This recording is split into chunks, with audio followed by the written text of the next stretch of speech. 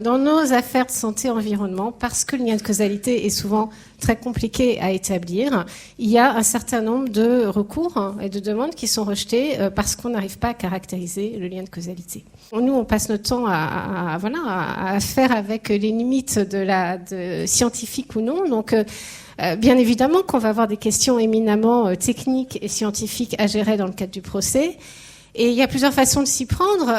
On peut toujours, puisqu'on peut le faire par tout moyen, venir avec ses propres études. Chacun vient avec son expert, avec son conseil. Chacun vient avec ses études. Il y a une valeur qui est reconnue par la jurisprudence aux expertises de nature dite amiable, même si on dit que le juge ne peut pas se fonder que là-dessus.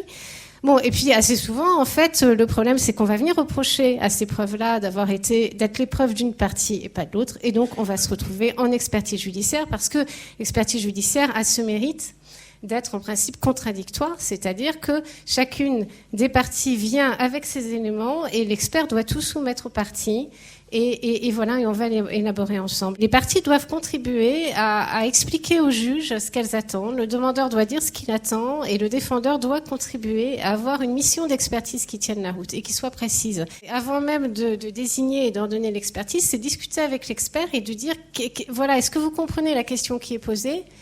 Comment est-ce que vous arrivez à la circonscrire ? Affiner le travail de formulation de la question, en fait. Alors, il y a aussi une disposition du Code de procédure civile qui permet d'ailleurs au juge d'y revenir, c'est-à-dire après avoir désigné l'expert, de revenir auprès de l'expert, de faire une réunion et vraiment de circonscrire et de définir la mission d'expertise.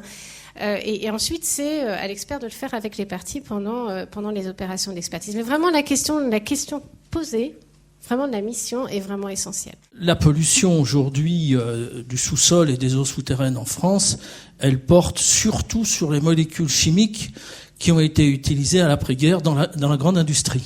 C'est-à-dire qu'on est très loin de tous les composés organiques dont j'ai entendu parler tout à l'heure. C'est-à-dire qu'on peut être amené à donner un avis, mais sur la base seulement des analyses habituellement réalisées par les laboratoires, je dirais les grands laboratoires en Europe.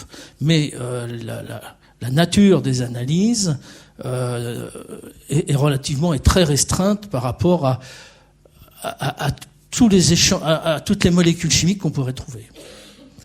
Pour les sols et les eaux souterraines, pour faire un diagnostic, on est obligé de faire des sondages, des analyses. Parfois, on est obligé de faire 2 campagnes de sondage pour bien cerner le problème. Et en général, les parties ne sont pas prêts à investir des sommes importantes. Lorsque ce sont des privés, en général, on les fait pas. On essaye de donner un rapport en disant voilà ce qu'on pense compte tenu de la perméabilité connue du sol, compte tenu de la profondeur connue de la nappe, etc. Enfin, on fait appel à notre culture de géologue, hydrogéologue, mais on peut pas aller beaucoup plus loin. Nous, on s'intéresse rarement à un individu seul, et même jamais. Notre enjeu, c'est finalement quand on va exposer la population française ou une sous-partie de la population française, les enfants, les femmes enceintes, est-ce que cette sous-population exposée à un danger particulier, finalement, peut courir un risque spécifique ? Quand on développe des technologies, aujourd'hui, on accorde énormément de moyens de recherche pour finalement démontrer les bénéfices de la technologie et très peu de moyens de recherche pour démontrer les risques potentiellement associés à la technologie. Et si vous comptez les publications, vous vous rendez compte qu'il y a moins de 2% des publications sur les nanomatériaux qui sont relatives aux effets sur les écosystèmes ou sur la santé des nanomatériaux. Le reste, c'est sur des développements, comment on les fabrique, quels avantages ça peut procurer à la société. Il est clair qu'aujourd'hui, on est à peu près sûr quand même que quand un nouvel agent, une nouvelle technologie est mise sur le marché, il n'y a pas des risques tellement majeurs que ça conduise à des effets sanitaires qui soient très visibles. Donc on va avoir des risques individuels faibles. Par contre, on va exposer 60 millions de Français, 500 millions d'Européens, la population mondiale, ce qui veut dire que même si c'est un surrisque de 1 à 2%, ça veut dire que demain, après-demain, dans quelques années, ce sera un enjeu sanitaire réellement majeur et avec une preuve épidémiologique qui arrivera toujours trop tard. C'est la preuve ultime, mais c'est la preuve malheureusement beaucoup trop tardive. Lorsqu'un expert judiciaire termine une expertise sans vraiment être sûr ou en n'étant pas trop sûr, je voudrais dire, de ses conclusions, il est important qu'il explique au juge pourquoi il est pas tout à fait sûr, quelles sont les raisons et quels sont les enjeux, les conséquences de ces incertitudes. Et là, moi, j'ai vu des magistrats, je leur ai expliqué ça, ils m'ont dit mais ça nous va très bien et on légiférera Mais surtout, ne pas dire, allez, il faut que je tranche, c'est comme ça ou c'est comme ça, alors que... Surtout que l'expert a quand même un rôle à respecter. Son rôle, c'est pas d'orienter de manière excessive la décision, c'est quand même au juge de trancher, et l'expert doit rester à sa place. C'est au juge de trancher, tout à fait. D'ailleurs, il y a certains juges qui se trompent dans leur mission en demandant qu'on lui définisse le responsable. Et c'est pas au juge, c'est pas l'expert. Surtout pas l'expert judiciaire. Hein.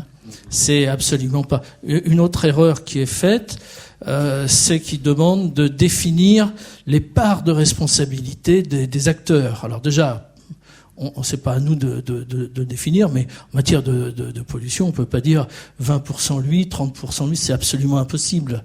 Ou alors, toujours avec cette même règle en disant, voilà, j'estime que telle société... Faut donner les argumentaires, en fait, tous les arguments, pourquoi on estime que c'est plutôt 20, plutôt 30, en montrant bien que on n'est vraiment pas sûr de nous. Mais je crois que c'est ça qui est important, c'est ce que demande le juge dans toutes ces expertises dans lesquelles on ne peut pas aboutir à des résultats certains, c'est de donner le niveau de fiabilité et dire pourquoi et quelles sont les conséquences.